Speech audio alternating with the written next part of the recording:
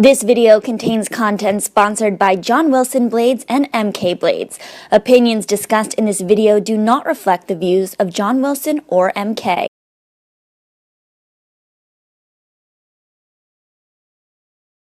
Okay. Well, hello and welcome to the skating lesson. I'm Dave Leese, and I'm thrilled to welcome choreographer, skating personality, David Wilson. David, welcome back to the show.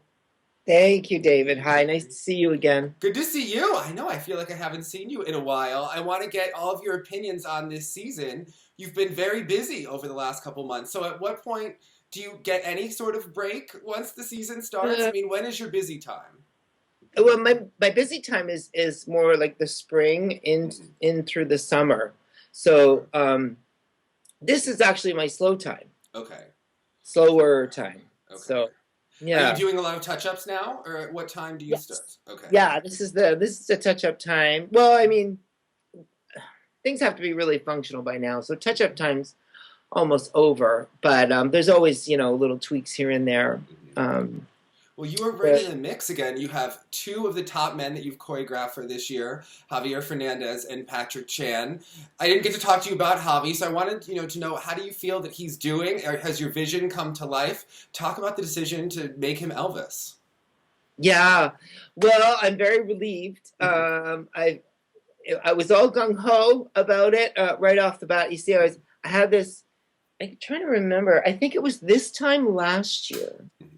It was exactly the same, because he's here right now. This adorable little Japanese boy who is like a novice kid. He's 11 or 12, and he's really fun and cute. And I gave him in Japan, they can use vocal even for the little kids. Mm-hmm. So I had done something else the year before that was kind of a wartime, Moonlight Serenade, that kind of thing, It was really fun. And then, so I'm like, okay, what are we going to do, to change it up? And so I gave him an Elvis program last year. And so I've never really been an Elvis music fan. So I went on and found, several of his greatest hits, anthologies, and I just scoured through everything Elvis and taught myself about Elvis. And I have a cousin who is an Elvis fan, actually, no, she's an aunt, a half aunt. Anyways, I have a complicated family. I have a relative. Okay. Like a diehard, has always been a diehard.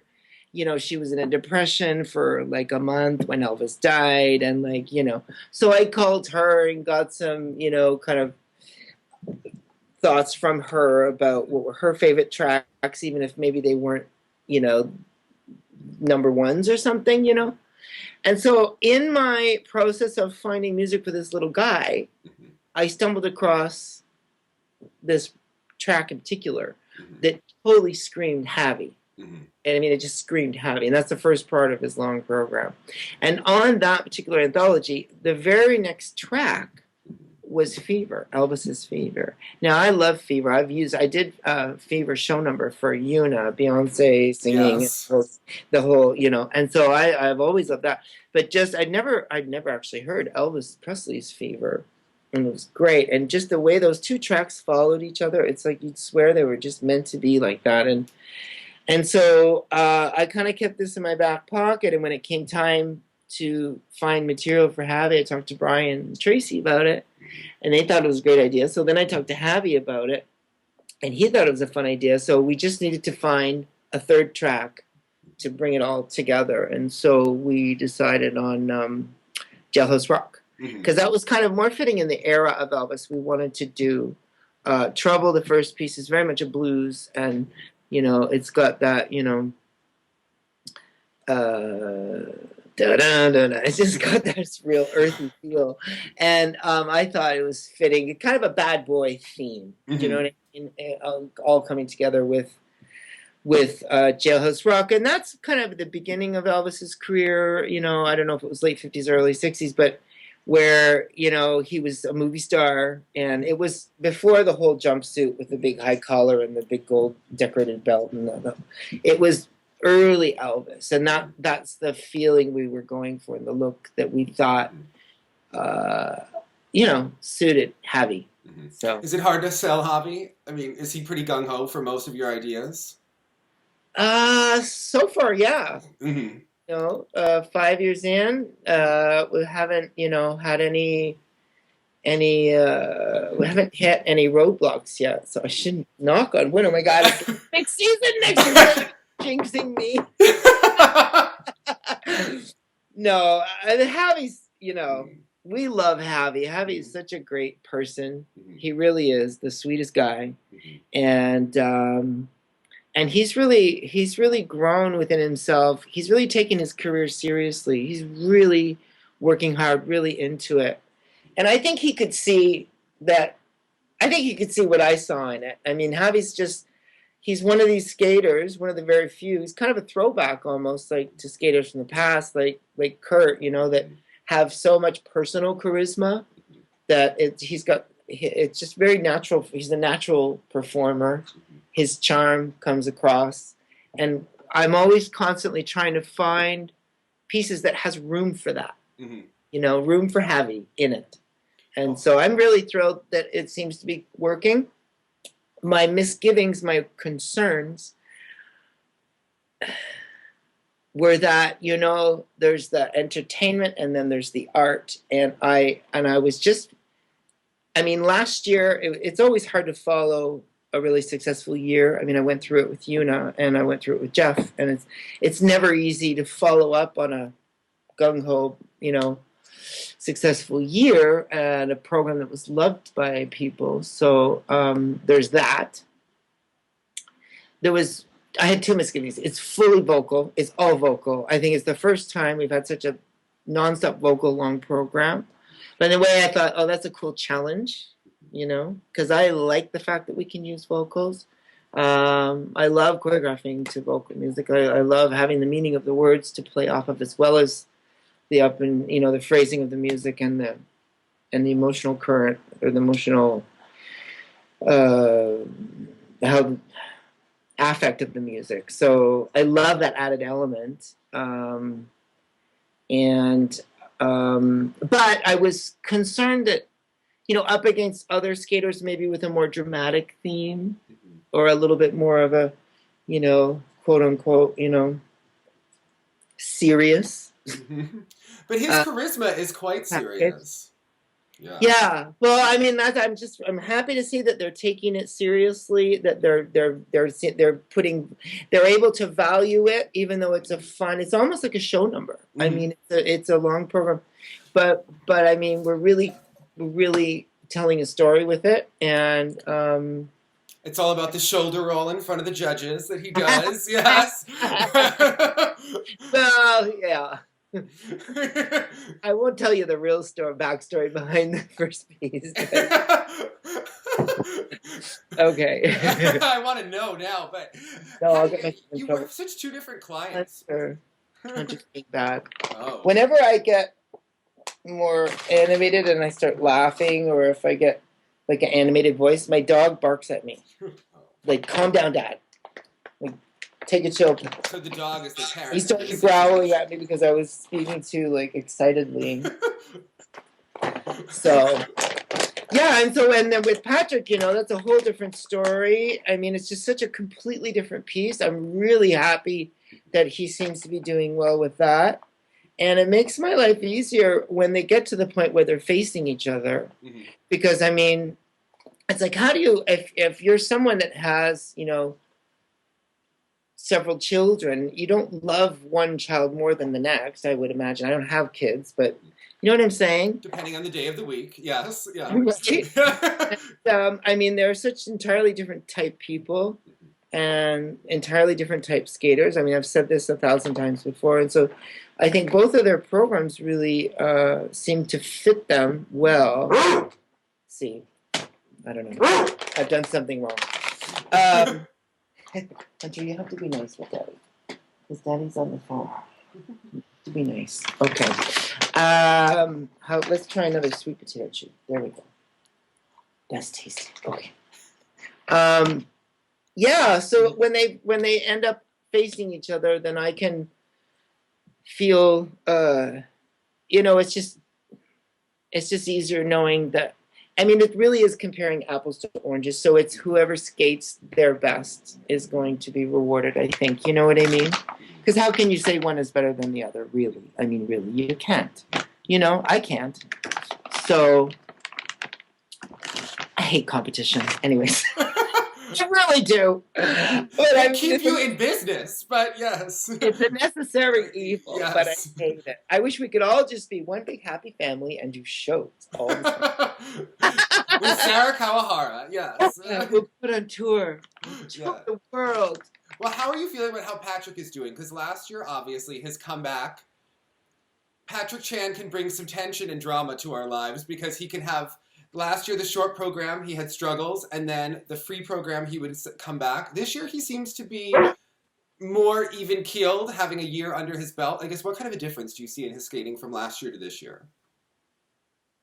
Well, it's exciting to watch him step it up a notch. I mean, at this, I think it's very admirable. Mm-hmm. Because, you know, that saying, I mean, I shouldn't say this because he's nowhere near being old. He's only 25 years old. He's a baby. But, in relative Hunter, I'm so sorry. He's an only child, you know. We had a very busy day. Yeah, you were at Santa at the parade, all the kids. There you go. Go on. There we go. Oh my God. Okay. You know that saying, it's hard to teach an old dog new tricks and that kind of stuff. And I mean, he's not old by any means at all. But it's, I think, very admirable to watch Patrick add in this new quad sow. Mm-hmm. You know, I mean, last year he upped the ante and adding not the two axles as well as and it's hard. I mean, the older you get and the further down your road towards success, I mean, it gets harder and harder and harder. Mm-hmm. These young boys, they come along and they don't have that risk factor built in yet because they're still challenging. You know, when you've been at the top for a long time, you're defending. I mean, it gets harder. You know what I mean? So I'm really proud of him, and I think it's very admirable to see him, step it up. Mm-hmm. And go for it. And I just said to him, I said, keep challenging yourself. And it's so fun to watch you go for it. Because apparently, I haven't seen him do the quad sow, but apparently it's gorgeous. And he does it often in the practices now. And, people are seeing it at the competitions. And there's twice now he's tried it and gone down, but still held the rest of the program together, which is nice. Mm-hmm. Everything else didn't fall apart. So, I mean, I know that, last year was a bit of a struggle. It was kind of maybe a bit of a shock coming back into things. But he seems to be kind of facing this new reality well. So. Yeah, and I wanted to ask you, because he was against Bo Yang Jin at this competition. He obviously beat Bo Yang Jin, and it really came down to the components, where he earned such an advantage. And I wanted to ask you, as a choreographer, how big of a difference is it when they go from 2 quads to 3 quads to 4 in terms of what they can do, what their stamina is, and how many steps and transitions you can really put the program? Because we're seeing some programs that are very generic, where they do 4 or 5 quads, and then some that still resemble programs that you'd remember. So as a choreographer, how do you handle that?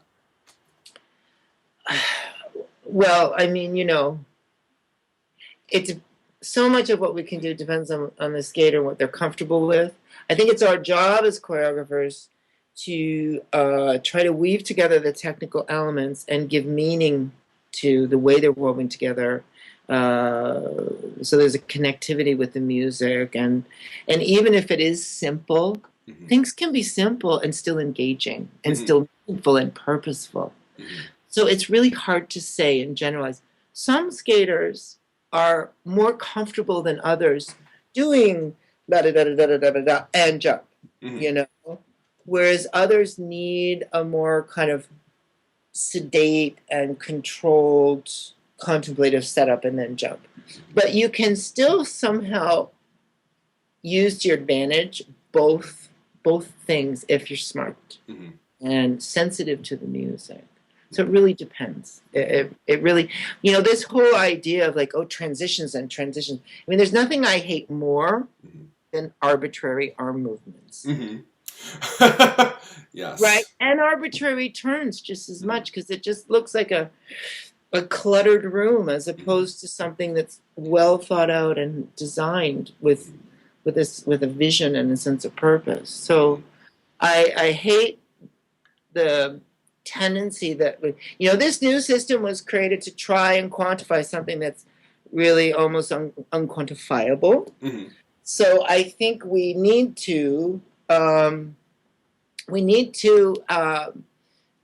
keep things from going too overboard. And this notion of like going for the extra point. If I add a little Choctaw here, then I'm going to get it. You know what I mean? Like,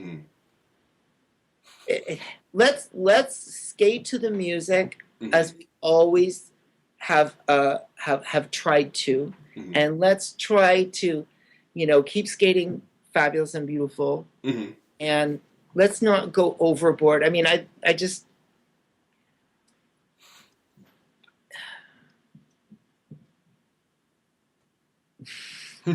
Will the total package win out, do you believe? Yes, at the end of the season? Always. And beautiful skating will always win. Always win. So, but I mean, I shouldn't say that because, if somebody with the highest quality skaters really kind of, have an off day, and a younger up and coming, maybe somewhat less mature, but technically incredible skater comes along and nails it, of course they're going to win. I think long run and long term, and you know what, these young guys, it's amazing to watch them. They're pushing the. It's always been like that. There's always younger skaters coming up, kind of pushing the envelope, and then there's more mature skaters, kind of having that total package. It's always been that yin and yang and that struggle, in our sport. So there's nothing new. Yeah, the only new thing is that the trump cards are quad lutzes, which carry tariffs that people can't compete with at times. Yeah, absolutely. Yeah. But, I mean, it remains to be seen that with like the younger boys putting in these quad lutzes and quad flips, because they're there's a reason why they send 19 to 21-year-olds to warps, because they don't have the fear factor yet.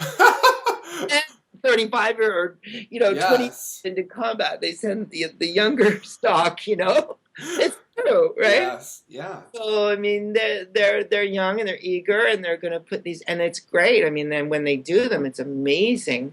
But it remains to be seen that that's what it's going to take to win at Worlds or win at Olympics. We'll see. Yeah. I mean, Yusu's adding in his loop. Maybe Javi will have to add in a loop. And I've seen the Javi do the loop, and it was pretty spectacular. So he does it every once in a while for fun. I mean, I don't think he's ever tried it and missed it, but he doesn't really work on it. I know Patrick used to do flips way back when, he hasn't probably done them in years. But I mean, in much the same way as, there's the Axel, Sao, Toe family, the loop flip Lutz family. Well, if you can do a double of this family and a double of that, or a triple of this and a triple of that, well, then it's the same with quads. So you see them they can do a quad toe, they can pretty much do a quad Sao. Well, and then vice versa. If you're used to turning 4 times, what's the big deal, right? It is a big deal, but I mean, yeah, I guess. I can fathom turning. Yeah, I know. It's so funny to talk about. I wanted to ask you about Max Aaron and his program to the Lion King. So it doesn't seem to be a program that has a ton of integrity. Max is our skater that has had talent. He's had, a real machismo about him. Does this program work for you? Is what I wanted to ask. I didn't get to it like you'd asked, but I did see little blurbs on. I watched part of our coverage up here, but in the midst of doing all my chores, I couldn't sit down and watch the whole thing. But they showed little clips, and I was surprised. There was some really cool phrasing, and there was a really cool vocabulary of movement that I've never seen him move that way before. So I think that's awesome.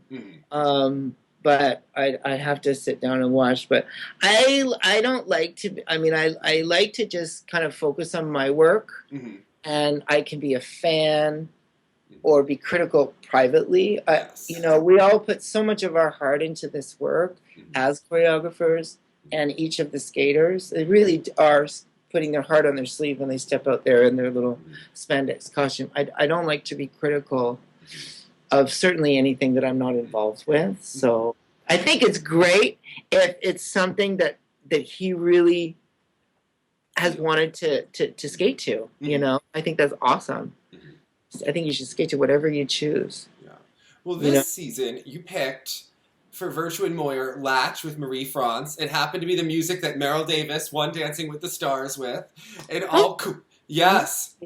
Yes. I did not know that. See, Mary France was the one who found it. Yeah. Yeah. And she didn't know that either until... I never heard the song before. Okay. She didn't know either? No. You asked her. Okay, Yes. yeah. It's not funny. Wow. So what is it like when you and Marie France work together? Because these are two very interesting personalities. So... Well, I mean, it's just so natural. I mean, it's like when I worked with Mary France and Patrice, I didn't kind of like show up as like, oh, well, I'm going to choreograph you and you're going to do what I say. I felt very kind of like, okay, I didn't know much about ice dance. I'd never really worked, I worked a little bit with ice dance, but not on a high level.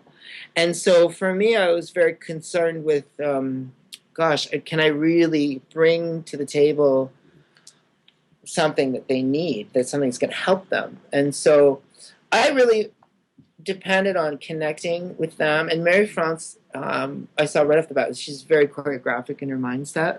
She just is. And so the way I worked with them was very much like, it was like Mary France and I choreographed it together.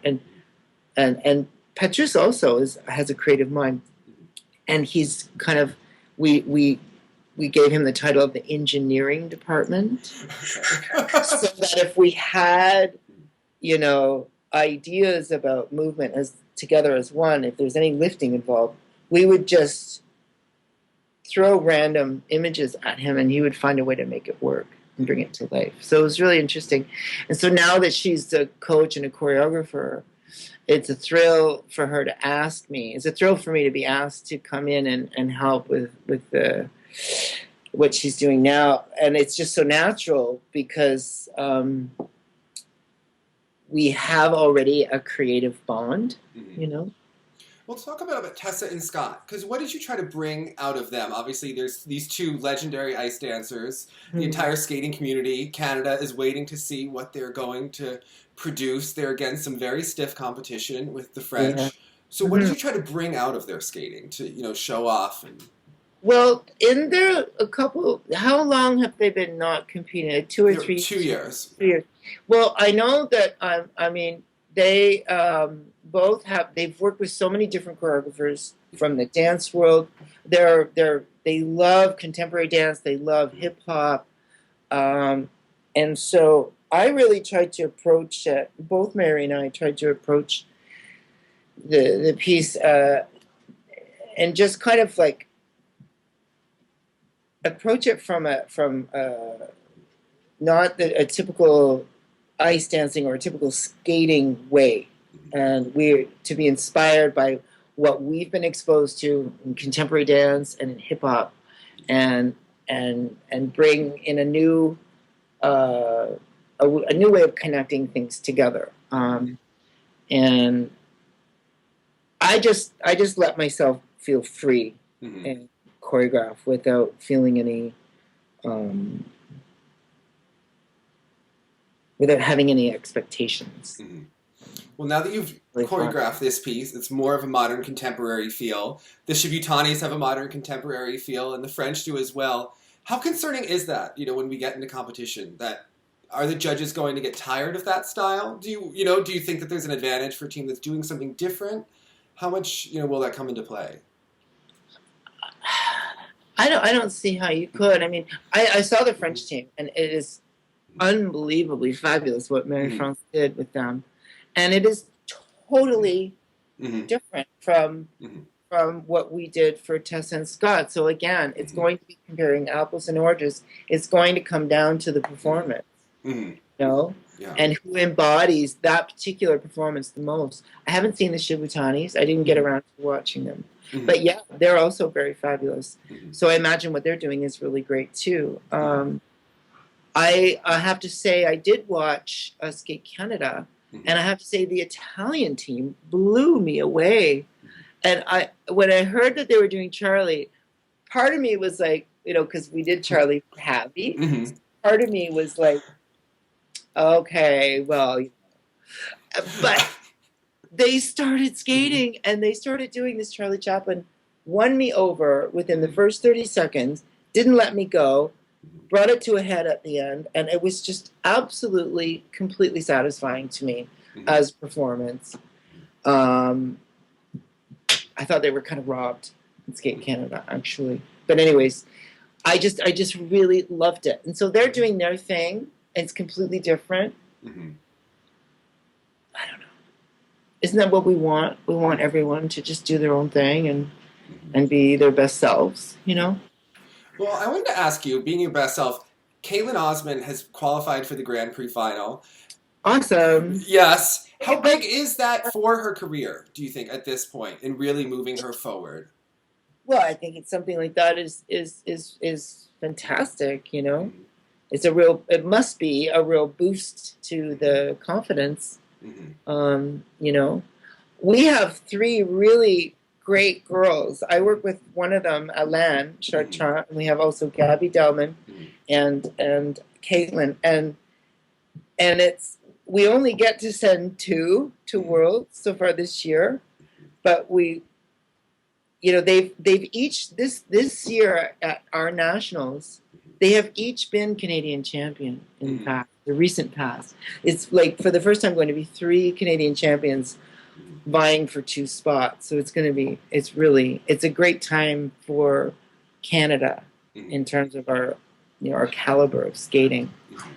And they're all young and fabulous and gorgeous, and and they all jump. Yeah. Strong jumpers. I find with a lot of you mentioned, was it you? Or was it Susan Russell? What did I mention? About the under rotation. That Ashley's jumps were called, a number of hers were called under rotated here. Right, for Ashley. But it's not just Ashley. I think there's a lot. I heard from somebody that Shinamano is the toughest caller, and it just came down to Ashley's calls kept her from making the Grand Prix final this week. And her jumps were smaller than usual. She did not, it looked like maybe she let herself rest a bit, after Skate America to come up later in the season, and that it just cost her here a little bit. That must be so frustrating. Yes. Well, and Ashley is a fabulous performer and, has so much more than jumps to offer, so that must be really disheartening. But I do find with a lot of the girls in general, it's kind of like they've all pushed themselves to such limits of doing these triples and everything that I can barely tell if something's clean or not, and especially if you kind of learn to kind of like land with that kind of toe around, kind of able to manage that kind of a landing, it's easy to kind of revert back to that, so yeah. But there's the skaters like Caitlin, like our Gabby, and Ellen can sometimes have a problem with that, but she's also a strong jumper. But like Tukta Misheva, her jumps seem to be very clean and frank. But then some of them, like honestly, I'll watch the girls, and there's sometimes where I think they should be called, and then they don't, and sometimes I wouldn't have called them, and they do. So it's. Yes. I would never want to be a caller, and you'd have to really go back and look at the slow-mo all the time. I don't know. Yeah. I wanted to ask you, you've obviously, Canada, you talked about the ladies, but your pairs, you have had 4 pairs now that are constantly vying for 3 spots on the world and Olympic team. and it's a very competitive field in Canada. You used to work with Julianne and Charlie this year, and I know that Luba and Dylan are at the cricket club where you are. I guess how do you see this field stacking up in Canada for the pairs this year? Yeah, this was my first year working with Julianne and Charlie, and I choreographed them with Mary France. We did it collaboratively.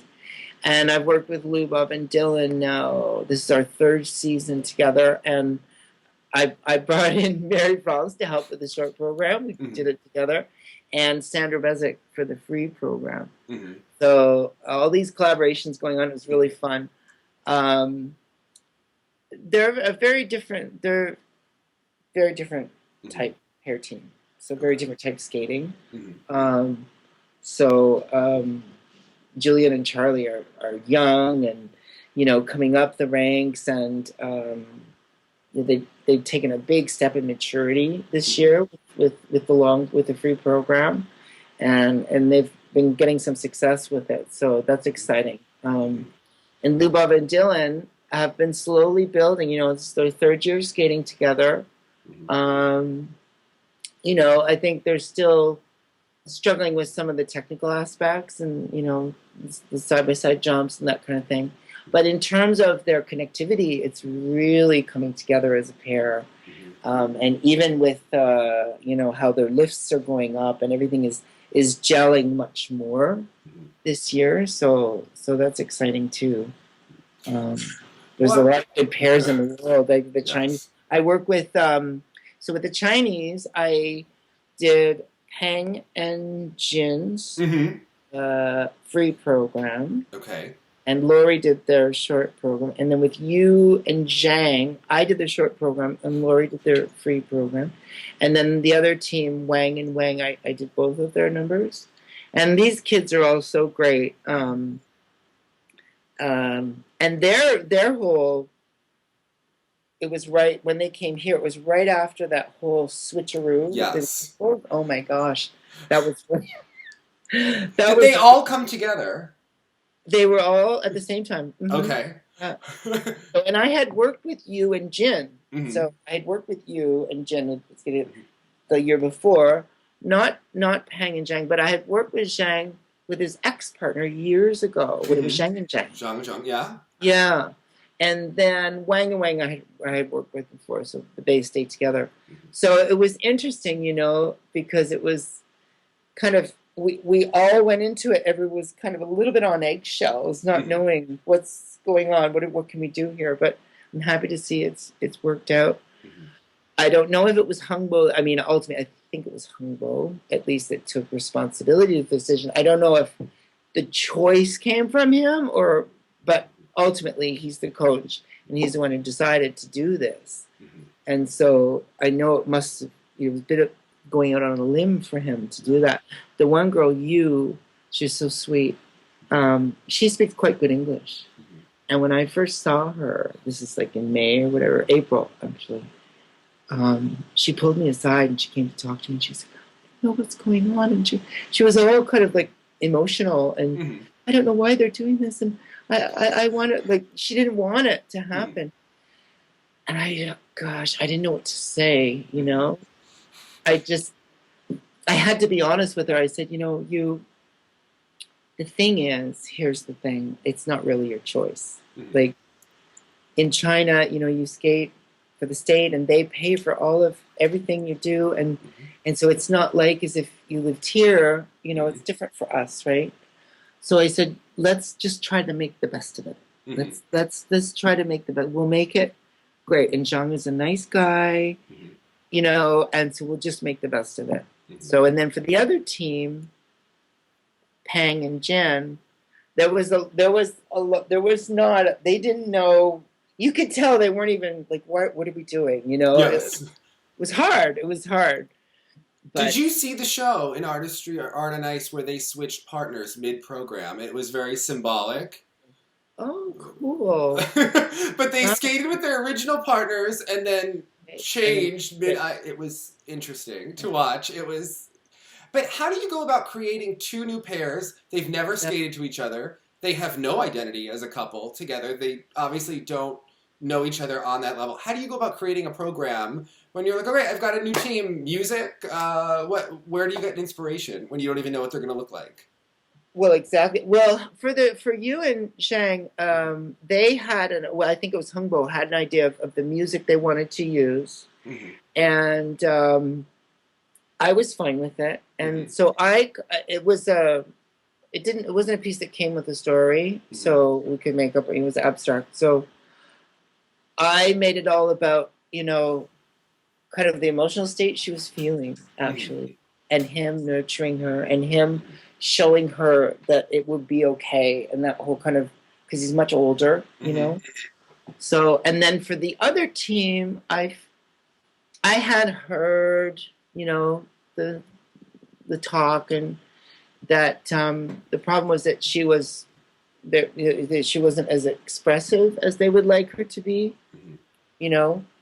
Um, and so that's why I chose the version of that song. I will wait for you, the Parapluie de Charbot, with the male voice, because I thought, well, that's going to automatically pull our focus to him, Mm-hmm. because the story's going to be told from his voice.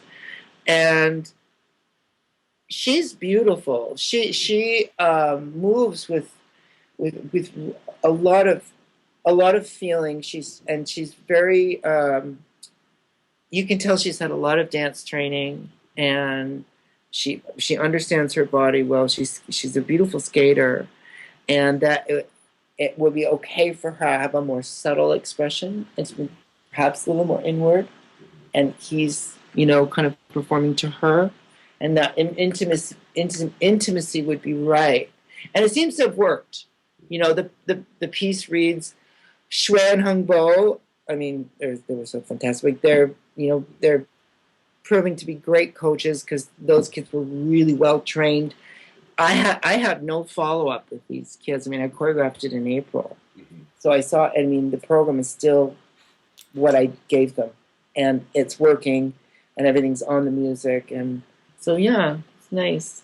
So as we wrap up, as we move towards the Olympic year, at what point are you thinking of music? Do you have music picked out? When do you start stressing? When is the David Wilson freak out? Oh, constantly. I mean, I'm already starting to think about next year. You have to be almost a year ahead, Mm-hmm. and you're never quite sure who you're going to end up working with. Mm-hmm. It's not like I have a signed contract that who I'm working with now will be who I'm working with next year, or somebody else will ask me. So, but what I do is I start making note of music that maybe I would like to choreograph to. So I Mm-hmm. have kind of a bank of ideas, and there's maybe no one attached to them. There's no performer attached to them, but they're things that I might like to use, So yeah, it's always hard. And it's funny, because it's always been hard, Mm-hmm. but since they have been allowing us to, I'm still retraining my brain, and we're creatures of habit. For all these years, we had to look for instrumental music only. Mm-hmm. And I'm still reminding myself that we can use whatever we want now. Mm-hmm. And so, in a way, that's fun and cool, and makes it, you could, sometimes it can make it easier, but it's almost like, the freedom of that is terrifying, because the haystack that was already huge, suddenly Yes. huge. Yeah. Yeah. Right. So, Well, obviously, the Olympics are going to be in Korea, and your former star pupil, Yuna Kim, helped them get the Olympics in Korea. Do you think we will see Yuna in the opening ceremonies? David, I want to see an Ina Bauer come. right. We saw Giselle strut Yeah. across in Rio. Will Yuna come out and do an Ina Bauer? I mean, how much arm twisting will this take? I know. Well, I mean, if I had my way, you know how I feel. Yes. I'd go over there, choreograph the whole thing, and of course Yes. she'd be in it. But I don't know. I mean, I haven't talked to Yuna in quite some time. I have no idea. She if she would being, and I have no connection with what's going on for the games. I'm not My involved. bet is on it, and I will be furious if it doesn't happen. I feel it. I'm manifesting this into the universe. We need to see it. It needs to be unexpected. Yes, and this is what needs to happen. How cool would that be? She could come down from like the ceiling, from the darkness. Yes. Like, shh. And I mean, she's gonna have to be there, so why not have her skates on? Yes. Yeah. I don't know. We'll see. Well, thank you so much for sharing all about this, about your insight for this year. It's a thrill chatting with you as always, and I wish you the best of luck this coming season. Thank you, David. It's nice chatting with you. Yes. Thank you.